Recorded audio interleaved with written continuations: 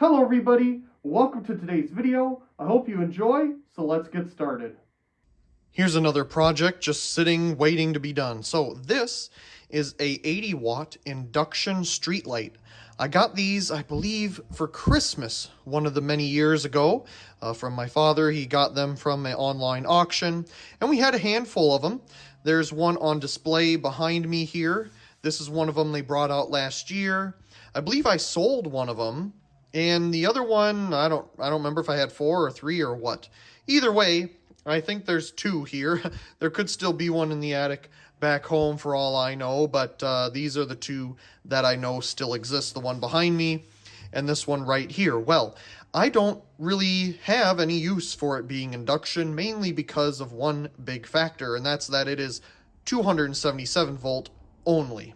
These are not 120 volt. I can't really convert the electronic ballast to 120 volt without using some type of step up or step down transformer. In fact, these fixtures were a subject of a video many years ago where I showed how to power temporarily a fixture of a different voltage, where you use a ballast, kind of like a 400 watt metal halide or something, and use the different taps on it to at least give it a test, and that worked fine to test the fixture.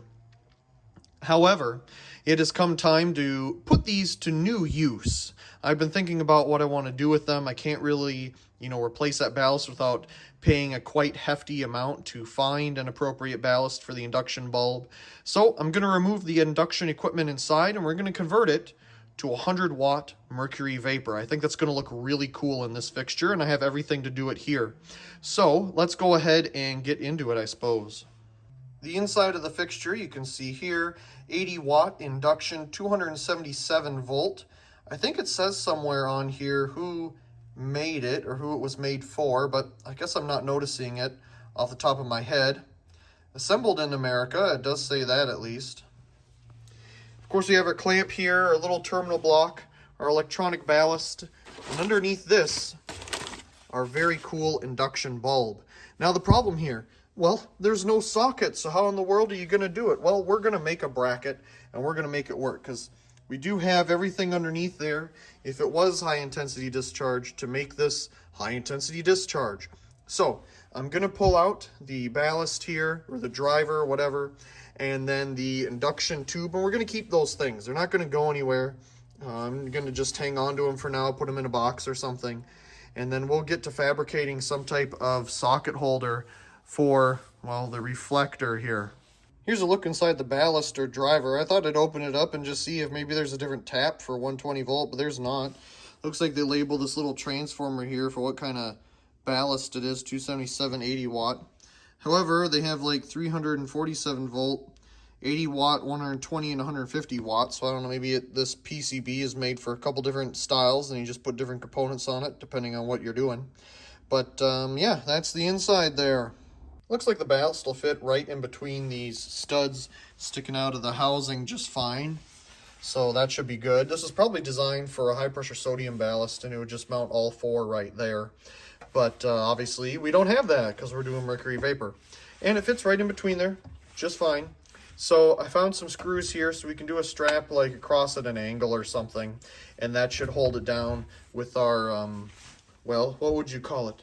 Plumber's tape, or the tape with all the holes in it. Of course, we still need to figure out what we're going to do about the socket. The thing that comes to my mind is getting some of those L brackets. We can screw it down, it'll come up, and then our socket will be held on with that metal L bracket. I need one that's at least 4 inches on one of the sides, so we'll see what we find. It's another day, and I went and picked up these braces, so hopefully we can use that somehow to produce a holder for our socket. I think this should work well. And also stopped by the thrift store, found this lava lamp for $10. It is used, but it's in pretty good shape. I love blue, so this is a perfect color. That's going to go with all the other lava lamps that are on display here in the basement. So, of course, I just need to get all those put together more. But, yeah, this is a cool little combination. Can't say I've seen that one in the store. Maybe it came from one a long time ago. They have different, styles all the time, over the years and whatnot. Anyway, so we got our braces here, and let's see what we can do. I think this bracket idea is going to work out perfectly. So, All we have to do is drill a hole for the already tapped hole down there. But other than that, I think this is going to work great. Of course, we will drill another hole here to hold the socket more appropriately than just one screw. But look at that. It lines up right where it should. And I'm going to bend this at a little bit of an angle. Now, I'm trying to make this match as much as possible this fixture over here, because I think it's the closest comparison that we have. So if we open it up, we can see the socket is halfway in and halfway out. And it looks like it's perpendicular to the back piece here. So we'll try to make it, I guess, perpendicular, but it's kind of angled at the same time. So I don't know, maybe we need to angle, but then it wouldn't fit right. I don't know. Anyway, I'm going to try to match this. You can see they have some type of bracket there coming down, and that holds the socket. So this is our little just test subject to take a look at so we can match as closely as possible the same type of idea here. Now, as you can see, this isn't really, I mean, it might end up being at more of an angle. I suppose what we need to do is maybe close this up and see where it actually sits. So then I'll open it back up and see where this refractor actually sat, and that's how we'll bend this bracket. So the way that this reflector sits, I need to bend this bracket a certain way, and with the tools I have, I'm not able to do so. I really need some type of bench vise, so we're going to fix that problem. 1 hour later, and we have our vise. Went to Harbor Freight. It's the best rated deal thing I could find for the size I was looking for. So I'm happy to finally have a vise. But they had some sale going on, so I picked up some of these things. These cone bits are real helpful. I'm sure these will last about 2 uses because they were $9, but you never know. And we use these little stubby things at work, but I don't have one here, so that's kind of a handy thing to have. I can keep in the car or something. Gotta have cheese. Everybody's gotta have cheese, you know. And then, of course, I had to stop at the hardware store and get the rest of their 3-way pull chain switches because they had them on clearance. So it was a good time to get them for $4 a piece. Anyway, we're done with doing random stuff. Let's get this set up, and we'll start making our bracket for our socket. With the help from our new vise and some persuasion, we have our new socket bracket. We just need to drill a hole there where the screw is going to go in. But other than that, of course, we need to drill a hole for the other side of the socket. But it sits where it should. That's kind of pushed down a bit because I've been messing with it. But this will seal once it's all in the right spot, like so. And it's in the right way. So I'm real happy with it. This thing helped tremendously in being able to hold it while bending it into shape. And we got it into shape there. Is it perfect? No. Does it work? Yes. There's the finished product with all the holes drilled and in place. I'm pretty happy with it. We're going to give it a quick test with one of these many Sylvania bulbs that I have. So we got it just temporarily wired up. I mean, it is wired up correctly, but it's not the way that I'd want it if it was ready to be like that forever. Anyway, we're going to temporarily test it. Here we go. Oh, very quiet ballast. I just wanted to make sure that the ballast wasn't going to be loud. I've had some in the past with these kind of off-name brand ballasts from back in the day that can get kind of loud, but this one's nice and quiet. Not loud at all. Okay, this is a good one to have in the fixture. If not, I was going to try some other ones, but this is a perfect one. It's nice and quiet. So we'll let that warm up since we turned it on. I don't want to turn it off right away, and we'll move along and get it more done up. Tell you one thing, this strapping is super helpful. So I put some electrical tape over here so the wires don't rub on it and potentially hurt themselves. And this isn't going anywhere. This is in there nice and good. I'm real happy with that. I'm happy with our bracket to hold the socket. And I'm not using the terminal block here. It uses these incredibly small spade connector things, which I do not have. But the keen-eyed among you may have noticed that this photocell isn't even hooked up. The red wire is never used. So I'm just going to leave it alone and not use it at all because we're just going to have it on display in here anyway. And we're just going to wire it up directly as you see here. Last but not least, I just need to put a grounding wire on for safety and we'll get it up somewhere. So we're going to go down with the induction and up with the Mercury vapor.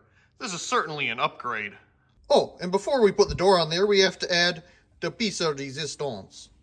There we go. Now that's beautiful.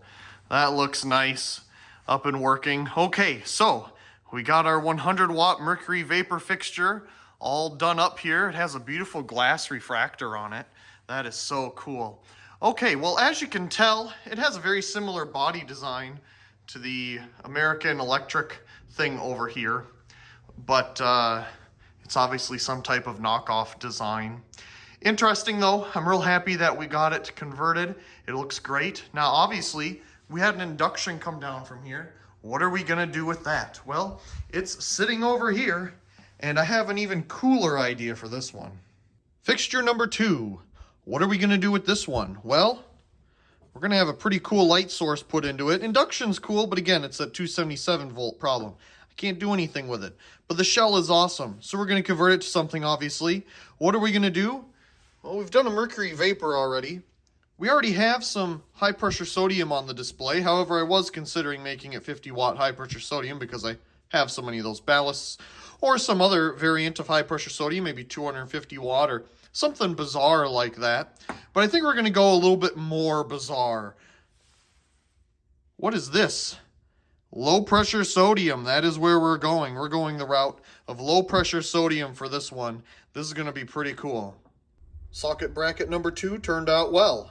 Due to the length of the 35 watt lamp, we have to have the socket back here a little ways so we can accommodate the size of the lamp, as we can see right here. Now it does fit. As you can see, there's even some room here on the end so you can get it in and out. And I think I'm really happy with how that turned out. Of course, we need to produce some type of lamp holder. And of course, we have the screw in the bottom middle there, so that won't be too hard. I'm just debating in my head how I want to make it. It would be nice if I had some type of wire, kind of like the paper clips here, that would hold it. So I'll have to look around and see what I have. Maybe I can use some type of wire I have sitting around, but we'll make some type of holder for this so it's not just, you know, not supported, because being a bayonet socket like the low pressure sodium lamps are, it doesn't really hold itself. It needs some extra support there. Now the idea here is that this will work with both 35 and 18 watt low pressure sodium bulbs. And how am I going to do that? Well, this isn't going to have a traditional ballast inside of it. We're going to have a Fulham Workhorse 3 ballast inside of it, one of those electronic kind of universal ballasts. Now, I've read many things online that say these are good for these bulbs, these are bad for these bulbs, these work just fine. Really, I haven't had any issues using the Fulham Workhorse ballasts on these, as it seems to run them really perfectly fine. So it depends on who you talk to, whether they like using the electronic ballasts on these. I find it a little bit better. It's a little bit more efficient. It's definitely a lot quieter. And I don't know, maybe it's just me, but I feel it's a little bit more gentle on the bulbs with especially how expensive these things are getting. But that's what we're going to put a Fulham Workhorse 3 ballast in here, and I do have one. So we'll get that mounted up somehow inside. I'm not sure how I'm going to do it yet. It is a F-can style instead of a square one. They make square ones and then the linear ones so you can put it in a fluorescent light channel. And those ballasts are made for fluorescent bulbs. They're not specifically made for these, but again, people have tried it and it seems to work fine. So I'm going to come up with some type of holder for the bulb here, and then we'll get that ballast out and see how we want to mount it. Again, is the holder perfect? No. Does it work? Yes. At least when the bulb is, you know, installed in the fixture the correct way, it'll hook it and hold it nicely. Perfectly fine here, but of course it just doesn't this way, and that's okay. You need kind of some play to get the bulb in and out, and being a copper ground wire here, you have plenty of play being able to bend it back and forth to accommodate that. Now the other problem here is that 18 watt bulbs are much shorter, as we can see here after I go get one of them. So this is definitely a lot shorter. Let's see how we want to deal with this situation. This isn't as dramatically heavy as a 35 watt bulb, but if we just bend the copper wire a little bit, it does have some holding power there. You know, me just pulling on this. So I think that'll work fine. We'll just bend it around depending on what type of bulb we have in it. All wired up, got the ballast in place. It didn't fit totally across, so I found a screw here in the middle and tried to make some type of holder out of it with some zip ties, and that works well. Of course, we do have a screw here on the other side. The terminal block broke when I was messing around in here. Boy, that plastic is made out of barely anything. So I kept the screws and the other pieces in it and got rid of the block itself, but that's okay. Didn't need it here. It's already missing the photocell socket. It came like that. But that's okay. It's just going to be a display thing in here. I don't need that. Anyway, we got our cord on. It's all wired up. So now we just need to get it in place. And this one's actually getting a brand new home that's not currently on the display. So we got to put up a whole new mount and everything. So we shifted over the American Electric. So it's a lot closer to this little bar here that used to be for a spring for the garage door. And that gave us enough room to nicely put the other street light right here in the middle. So before, I could get it to fit, but it's very close. This will look a lot better, being separated and, you know, having some space. I mean, these have space in between them. It'll just look better. In its new home, now we just got to put the door on, and we'll give it a test run. Okay, let's see if we can get plugged in here. Trying to look at two things at once. There we go. Oh yes, low pressure sodium. I love low pressure sodium. This is pretty cool to see it inside of a Cobra head like this. That's really unique. You know, I wonder if they ever produced any that were low pressure sodium in a Cobra head. I want to say I've seen some pictures online like that, unless somebody converted it to do that.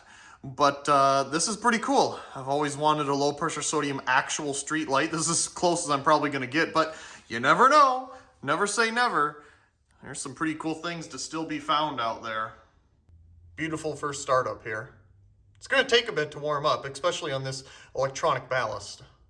Our beautiful low pressure sodium is now at full brightness. That is so cool. Let's go ahead and get a nice big look at it here. Oh, I love that. It's nice and it's not like super bright either, being an 18 watt bulb. So it like fits in perfectly with the aesthetic here. Super cool. Obviously super easy to stare at. You could stare at this, close your eyes, and you don't get any eye burn in because it's just so gentle. There's the bulb. Oh, that is awesome. So cool. Obviously so quiet. It's electronic after all, but I absolutely love this. I've done these in the past with Workhorse 2 ballasts. This one's a Workhorse 3. I wanted to try a little bit more oomph. And I definitely think it works better with these 18 watt bulbs. I've done a Workhorse 3 with a 35 watt. Works fine with that one, but I think this works well. It gets it warmed up quicker, and it definitely looks like it should be at the right, you know, running voltage because, well, I don't know, it just looks right to me compared to the other fixtures I have that do have ballasts that are correct for these bulbs. Just looks really good. Really happy with how this turned out.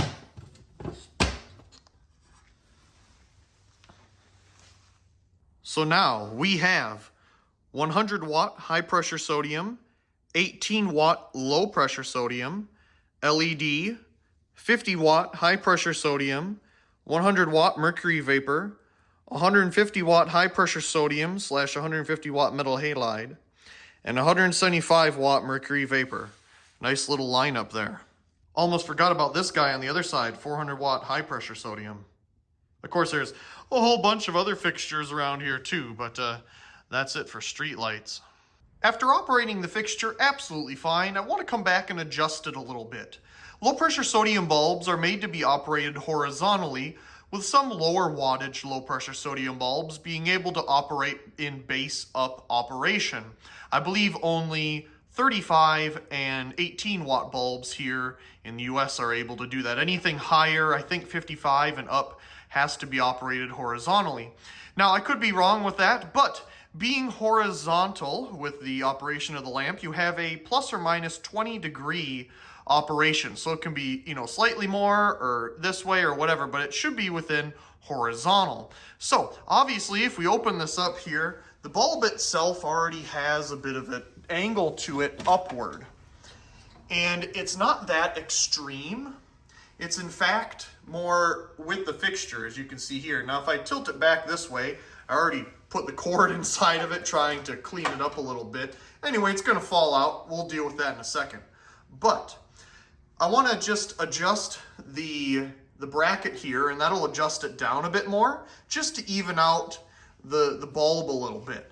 Sounds completely ridiculous, but I'm just going around making sure the fixture is as level as possible so that we have the best result with the bulb here, so that it's also level and within its, you know, regulations of, well, angle. So of course, obviously the bulb here, that's not going to be level, but we're going to keep it as horizontal as possible. Not that it wasn't within specification before, it just felt like it was a little too close to the edge of 20 degrees or outside of it. So I wanted to get it, again, as horizontal as possible. I'm sure I've said horizontal now in this video about 5 million times. But we have it a lot more closer to zero or horizontal here, so that's good. That's what we're looking for. And now we'll go ahead and close it up. You know what? Before we close it up, here's a look at it with a 35 watt bulb inside. So let's go ahead and turn that on. Why not? Isn't that beautiful? This is why the socket is back so far and why an 18 watt bulb looks so funny. It's to accommodate a 35 watt bulb like this without needing to move the socket back and forth. So here we have the 35 watt bulb starting to warm up. Absolutely beautiful neon color right now. We're going to give it some time, a decent amount of time that is, and we'll be back to enjoy it once it's all warmed up. There you have it, low pressure sodium, monochromatic as can be. It's been on for over an hour and a half now, and it's looking pretty good. I think the bulb warmed up nicely. Beautiful light. I really do hope you enjoyed today's video, and if you did, be sure to subscribe to the channel for more videos like this one. Leave a like down below and a comment. I do enjoy reading all of your comments. Of course, check out the other videos here on this screen. And until next time, thank you very much for watching.